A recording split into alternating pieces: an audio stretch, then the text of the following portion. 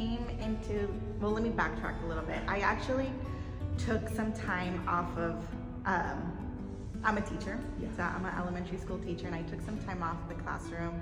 I left the classroom to be a stay-at-home mom because on my first try getting pregnant, I ended up getting pregnant with twins. So, as you can imagine, being a first-time parent and a twin parent, we were just so shocked. And then not only that, but I had a very traumatic pregnancy, birth, all of that. So I took in, I was gonna take 1 or 2 years off, and then next thing you know, it's been like 6 years. I felt like I was, really tired. I didn't have the stamina. Yes, I had been out for 6 years, so you kind of have to build that up to be with little ones and teaching all day. And I felt like I needed to do something with my body. I wanted to be active, have more energy, rebuild the strength that I needed. So, and I had followed Megan for many years, and she used to host play dates, and when our kids were little, I would go to those. Let me start getting back into being active. I'm like, let me follow the gym, and okay, now she's hosting this. Now she's going to be teaching at this gym, and she's doing these classes. I'm like, great, I'm just gonna go. And but what I didn't know is that in my head, I'm thinking she's coaching every single class, every single day.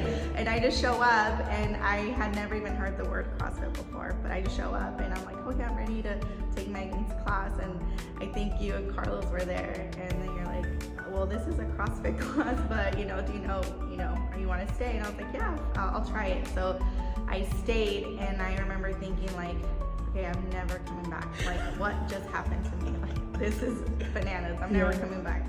But I came back the next day, and then I thought, well, I'm just gonna commit. Like, I'll come like once a month because, I don't know. I'll just commit like once a month. And then I went through my punch card, and then next thing you know, I'm here like 5 days a week. And so it's just like I came in here on accident. Like, I didn't know what to expect, but it was like nothing I had ever experienced. Like I was sharing about, when I became a twin mom, I had a difficult pregnancy, a very traumatic start to life, and one of my twins was diagnosed with bilateral hearing loss and all sorts of other health conditions, and we had a really rough start. And now he is school age, he's in special education, has an IEP, and I think that becoming a first-time parent and dealing with all these complications, you really just don't know like how scary it's going to be and all the growth that has to happen, and just learning how to be an advocate in the medical department and also in school and whatnot. And I think navigating that was really difficult. It was really difficult, but I had a really strong support system, family, my husband.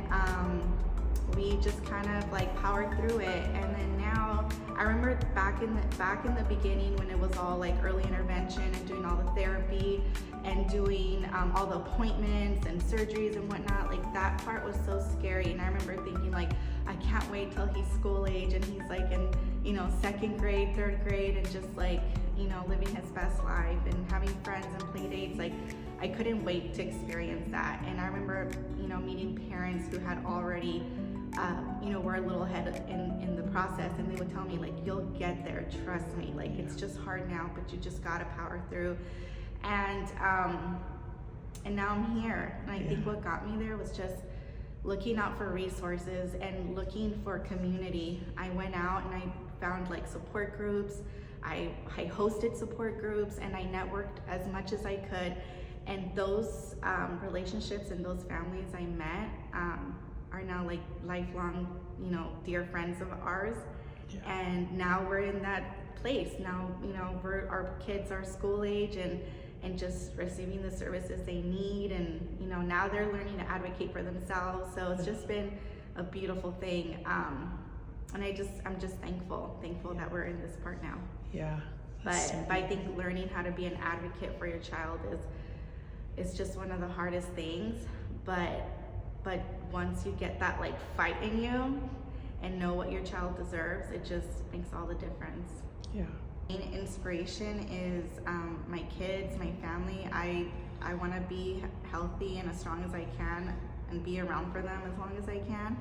And I have 3 boys, so just being able to keep up with them is it's a lot. So I need to make sure I'm healthy and I can lift them and be there for them and present for them.